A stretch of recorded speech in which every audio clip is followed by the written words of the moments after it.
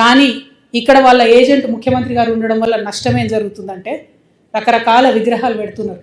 నేను ముందే చెప్పిన, నేనైతే పాత నాయకులంతా మంచిదని కాదు.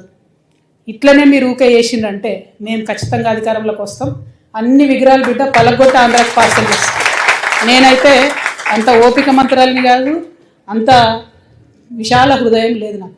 ఎందుకు ఈ మాట చెప్తా ఉన్నా అంటే రావచ్చు పోవచ్చు, రొయ్యలు అమ్ముకోవచ్చు, రావచ్చు పోవచ్చు, షూటింగ్లు చేసుకోవచ్చు, రావచ్చు పోవచ్చు, సినిమాలు తీసుకోవచ్చు.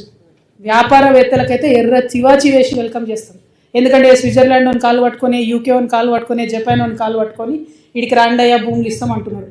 ఆంధ్రాలో శ్రీ సిటీ అని కట్టిండు ఆయన, ఎవరో రెడ్డి శేఖర్ రెడ్డి ఎవరు, ఆయన కూడా వెల్కమ్ చెప్తాం మనం. ఎందుకంటే నేను ఒక పేరు ఎందుకు చెప్తున్నా అంటే సక్సెస్ఫుల్ మోడల్. అక్కడ 30 దేశాల నుంచి వచ్చి కంపెనీలు పెట్టుకురు ఆయన సిటీలో.